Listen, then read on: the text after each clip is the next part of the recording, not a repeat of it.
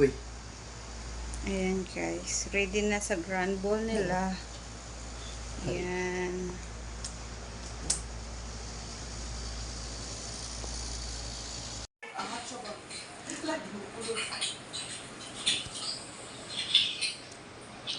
Ready na.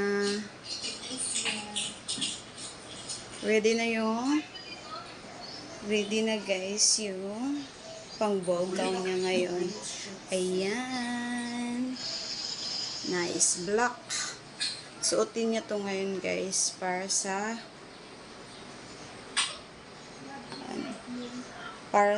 event nila sa school. Grand ball. Para sa grand ball pala guys. Suot niya para sa grand ball. Daughter. Ayan. Nice. Very nice guys. Nice ba?